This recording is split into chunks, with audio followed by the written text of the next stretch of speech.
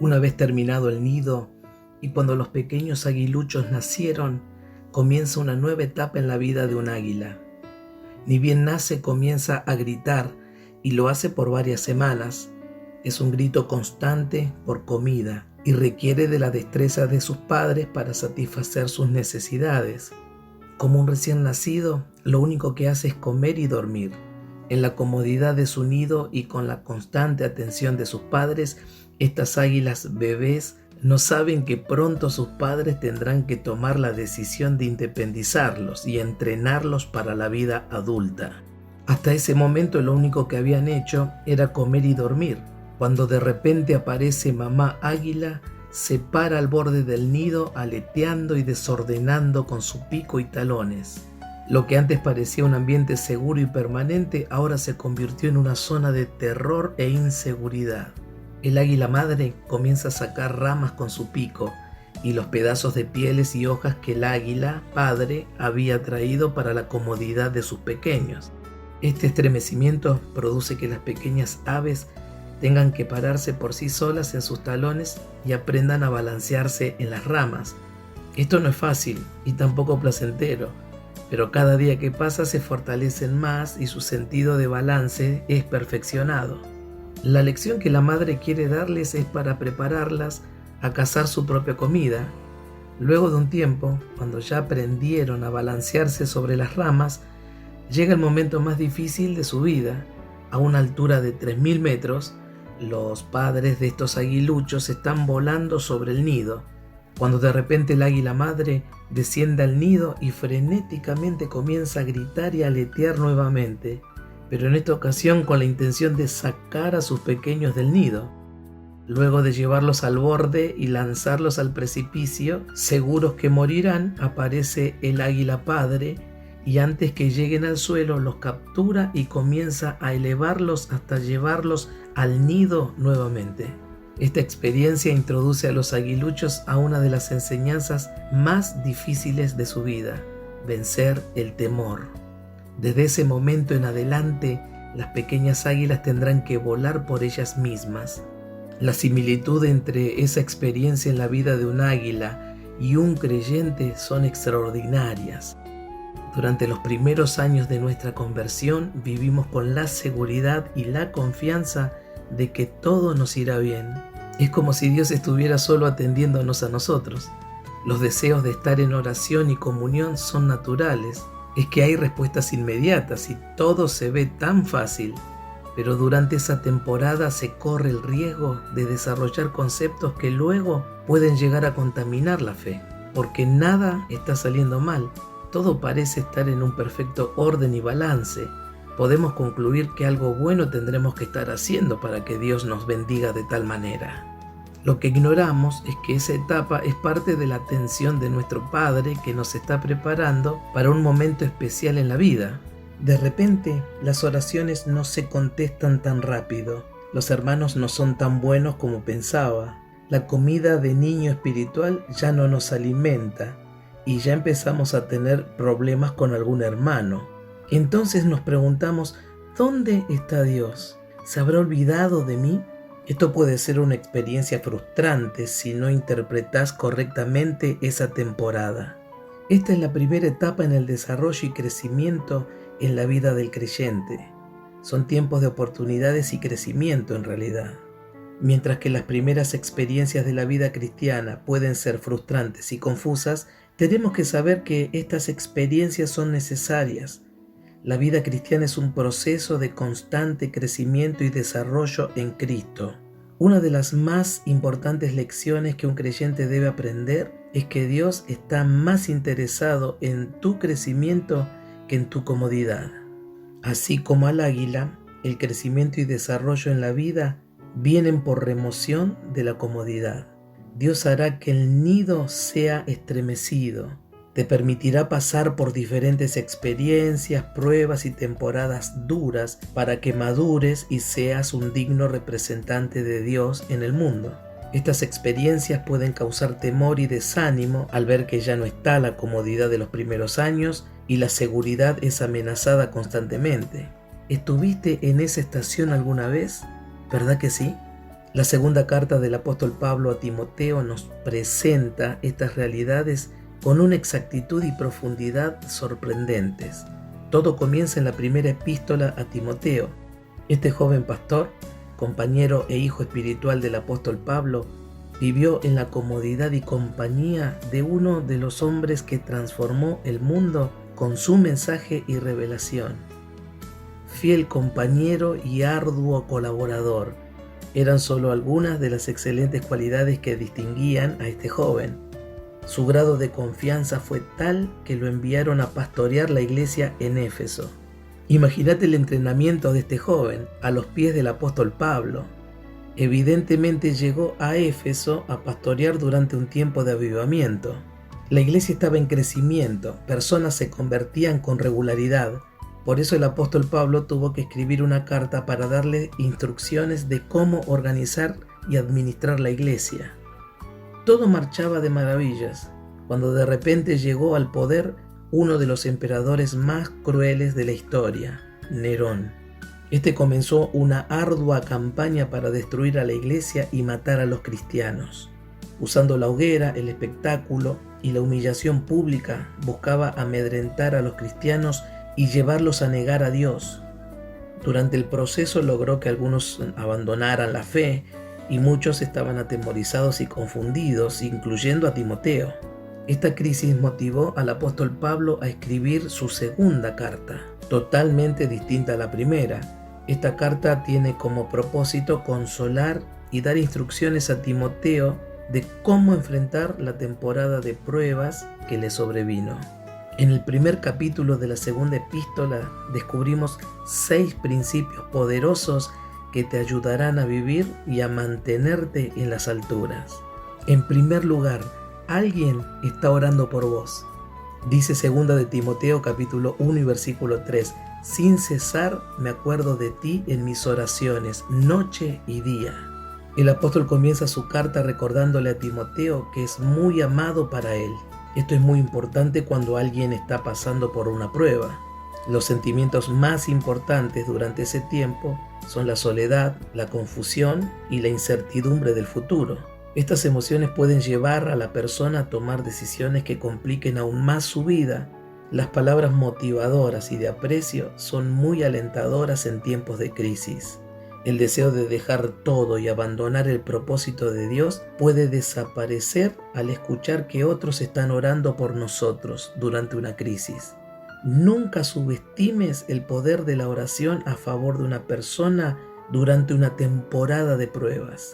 Quizás te encuentres pasando una de estas primeras experiencias de crecimiento y te sentís confundido. No sabes qué hacer. Permitime asegurarte que alguien está orando por vos en este preciso momento. La Biblia nos asegura que Cristo puede salvar perpetuamente a los que por Él se acercan a Dios, viviendo siempre para interceder por ellos. Antes que el Señor le anunciara a Pedro que Satanás lo había pedido para zarandearlo y que se le había otorgado la petición, Cristo le confirmó que ya había orado para que su fe no le faltara. Para el Señor sos muy especial y aún en tu prueba más difícil, Él personalmente ora por vos y también inspira a otros a levantarse en oración, incluso sin conocerte. En segundo lugar, la fe que demostró antes de la prueba no era falsa.